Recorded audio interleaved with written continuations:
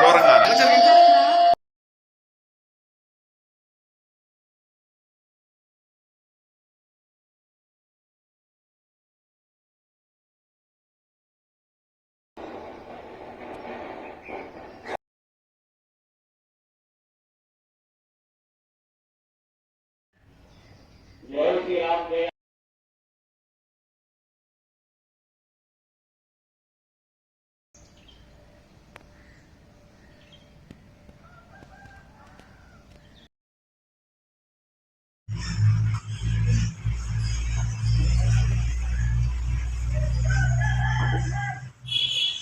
ఇస్కన్న గారు చూడండి, ఫోటో చూస్తే మీరు ఈసారి గుర్తుపట్టచ్చు.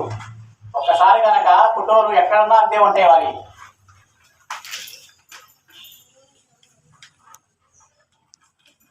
ఎర్రన్న గారు అంటే ఎర్రపెగడ అంటారు, ఎర్రన్న గారు అని అంటారు. వీడిని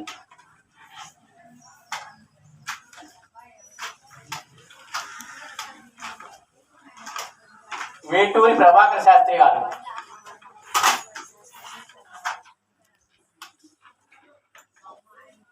చెన్నై సూర్య గారు, పర్వ చెన్నై సూర్య గారు మీకు మరి వచ్చే ఉంటుంది మరి ఈ లెసనకి. నాకైతే అప్పట్లో ఉండేది. మరి సోమనాథుడు గారు, ఎక్కువగా ఇది సోమనాథుడు గారి తెలంగాణలో ఎక్కువగా ఫేమస్. ఆయన కాసుల పురుషోత్తమ కవి ఇలా ఉంటారు. చూసుకోండి, ఫోటో చూడండి.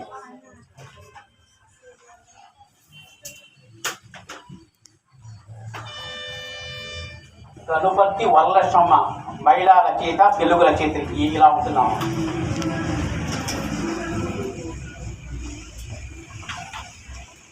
ఇల్లెందుల సరస్వతీదేవి గారు, వీరు కూడా తెలుగు రచయిత్రి ఇలా ఉంటుంది. ఫోటో చూడండి.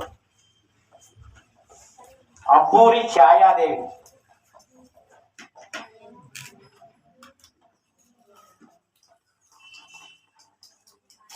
మొత్తం అన్నీగా వరుసగా మన లేడీసే ఇస్తాం చూడండి. బండారు అచ్చమాంబ,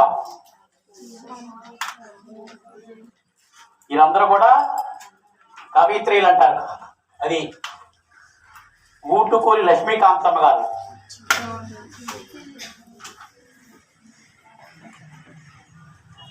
ఇంకా చెప్పి మీకు మొల్లాని తెలుగులో మొదటిసారిగా రామాయణం రాసిన వారు ఎవరంటే ఆడవాళ్ళలో వీరే. ఇది గుర్తుంచుకోండి. మహిళల్లో మొట్టమొదటిసారిగా రామాయణం రాసిన వారు మొల్ల. నాయని కృష్ణకుమారి గారు, ఈ మధ్య మీరు నవలలు రాశారు. కృష్ణకుమారి గారు.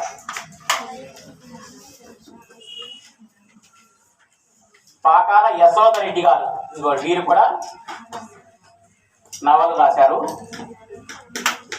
ఎక్కువగా ఈమె బాగా ఫేమస్ ఇద్దరపూడి సులోచన రాణి గారు. ఈ రాసిన నవల్స్ కూడా చాలా సినిమా తీశారు. ఒకప్పుడు ఇద్దరపూడి సులోచన రాణి గారి నవలు ఉన్నాయని ప్రత్యేకంగా నాతో పాటు చాలా మంది వచ్చి అడిగేవాళ్ళు. ఎందుకంటే అంత బాగా ఉండే ఇద్దరపూడి సులోచన రాణి గారి నవలు అంటే. కుందూర్తి ఆంజనేయులు గారు,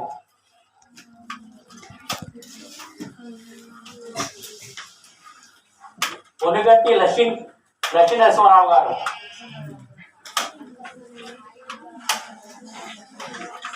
కట్టమంచి రామలింగారెడ్డి గారు. మేము అప్పట్లో ఉండేది మరి మాకు క్లాసులో మరి, ఇప్పుడు ఉందో లేదో తెలియదు మరి మీకు. కట్టమంచి రామలింగారెడ్డి గారు. ఇక ఈయన పేరు వినే ఉంటారు, శ్రీకృష్ణ దేవరాయలు గారు. విన్నారా?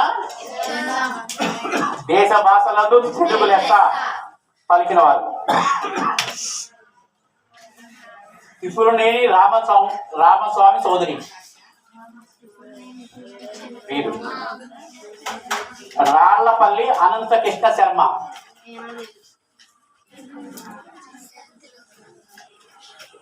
తుమ్మల సీతారామమూర్తి,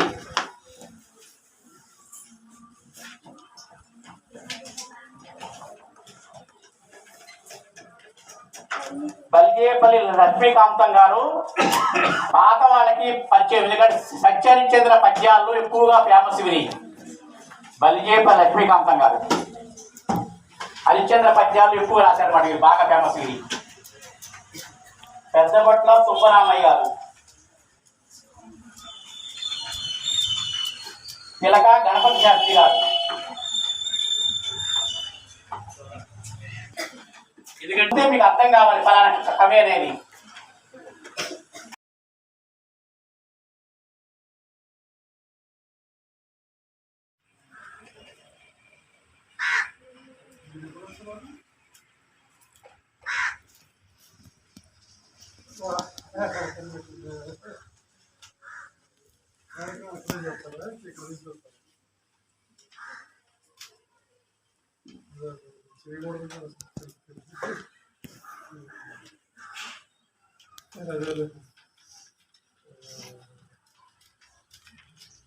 తప్పనిసరి మీరు ఉండాలి.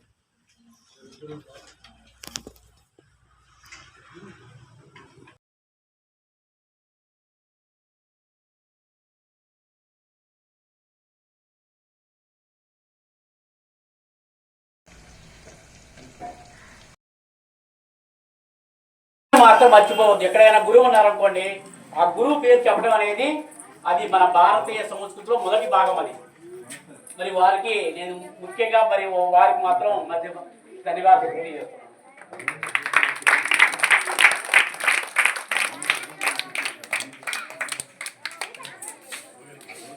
మేడం సార్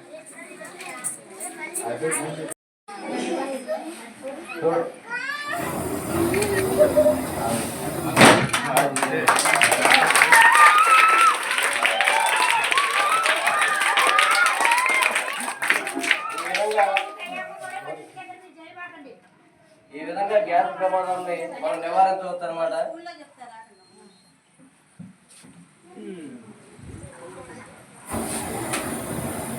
ఈ విధంగా గ్యాస్ ప్రమాదాన్ని మనం నివారించవచ్చు. మొన్న రీసెంట్ గా అమరెడ్డిగూడెంలో గ్యాస్ ఫైర్ జరిగిందండి. ఈ గ్యాస్ ఫైర్ వాళ్ళు ఏంటంటే జస్ట్ అవేర్నెస్ లేక ఈ ఫైర్ ఎలా ఆర్పాలి ఏంటనేది అవేర్నెస్ లేక మనకి మొత్తం ఇల్లు మొత్తం కాలిపోయి ఒక ఇద్దరు కూడా తీవ్ర గాయాల పాలయ్యారు. జస్ట్ ఏం లేదు, ఈ రెగ్యులేటర్ కనుక ఎలా అన్నట్టు అయితే అయిపోయేది. వాళ్ళు ఏంటి గ్యాస్ ఫైర్ అవడం వల్ల ఇంట్లో నుంచి బయటకు వచ్చేసారు. బయటకు ఈ గ్యాస్ బండ పేరాలంటే 20 నిమిషాలు అరగంట పాటు అది కాలితేనే పేలుద్ది. ఓకేనా? 20 నిమిషాలు ఒక 60 డిగ్రీ టెంపరేచర్ అబవ్ ఉంది. ఒకవేళ కనుక అది 20 నిమిషాలు కనుక కాలినట్టు అది బాగా ఖాళీ ఉంటేనే పేలుద్ది. అంతసేపటికి మనం స్టార్టింగ్ లో ఏదో జరుగుతుందని చెప్పేసి ఇంట్లోంచి బయటికి వెళ్ళిపోతుంటారు. అలా వెళ్ళిపోవడం వల్ల మన ఇల్లు మొత్తం నష్టమైపోతుంది. ఇంట్లో ఉన్నటువంటి వస్తువులు, డబ్బులు, ప్రతి ఒక్కటి ఇల్లు కూడా కాలిపోతుంటది అనమాట. జస్ట్ ఏం లేదు, దీన్ని ఎలా అంటే కనుక ఆరిపోతుంది. ఒకవేళ కనుక రెగ్యులేటర్ బీకినా కానీ ఆరిపోతుంది, లేదా కనుక చుట్టినట్టుగానే ఆరిపోతుంది, లేదా బగీట్లు కానీ ఇలా కొట్టినా కానీ ఆరిపోతుంటది అనమాట. ఒకవేళ ఇవన్నీ మీకు అందుబాటులో లేకపోకుండా కనుక అంటే ఈ CO2 ఎక్స్టింగ్విషర్ అంటారు. దీనికి ఎలా ఆడుకోవాలంటే ఒకవేళ మమ్మల్ని చూస్తే మేమేం చేస్తామంటే దీన్ని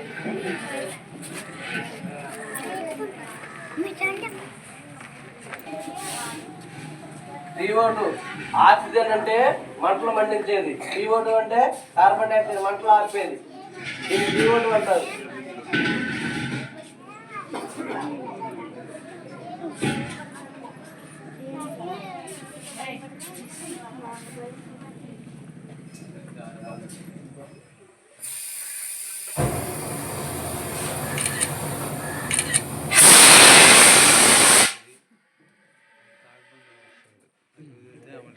ఆ గ్యాస్ CO2 అంటారు. అది వచ్చింది బయటకు వచ్చింది CO2 gas, carbon dioxide.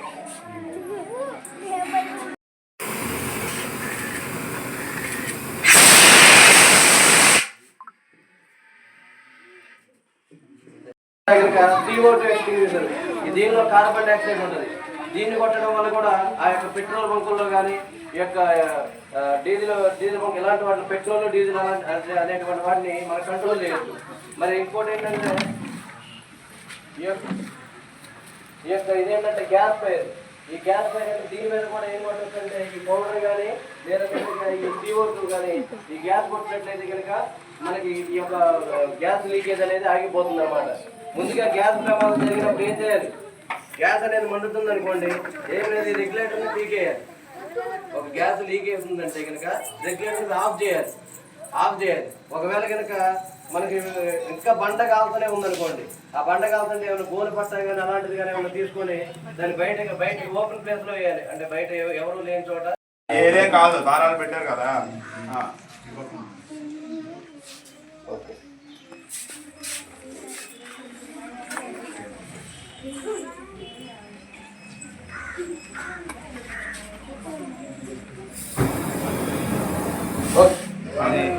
Class కొట్టి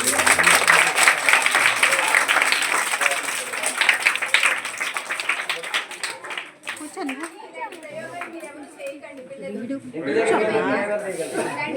పెద్దోళ్ళకి చెప్పాలా, అట్లాంటివి అయినప్పుడు పెద్దోళ్ళకి చెప్తే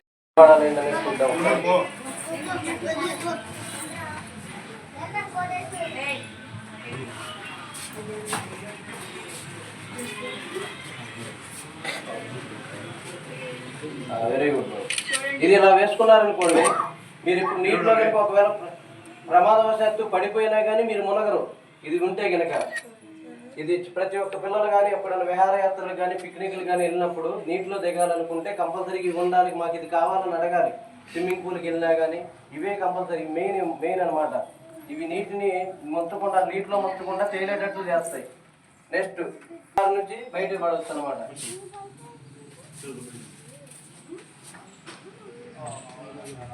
దీన్ని ఈ విధంగా వేసుకున్నట్లయితే మనకి ఆ నీటిని అనేది నీటిలో మునకుండా కాపాడుకోవచ్చు మనం. ఇంకా ఏంటంటే ఇది మనం కాపాడుకుంటూ ఇంకా నలుగురిని కాపాడవచ్చు అనమాట. ఈ కాలంలో ఇంకా నలుగురు దీన్ని పట్టుకొని దీన్ని కాపాడుకోవచ్చు అనమాట. ఇంకా నలుగురిని కాపాడవచ్చు మనం. ఎక్కువగా పిల్లలకి జాగ్రత్తగా ఉండాలి. చిన్నపిల్లలు చూస్తున్నాం కదా మన వార్తల్లో, అప్పుడు పిక్నిక్లకి వెళ్ళి ఇలా మునిగిపోవడం జరుగుతుంది. ఓకే, ఇలాంటి ప్రదేశాల్లో ఇవి వాడినట్లయితే ప్రమాద బారి నుంచి బయటపడవచ్చు అనమాట. ఇప్పుడు ఒకసారి మనం ఇవన్నీ ఎలా వాడాలి ఏంటనేది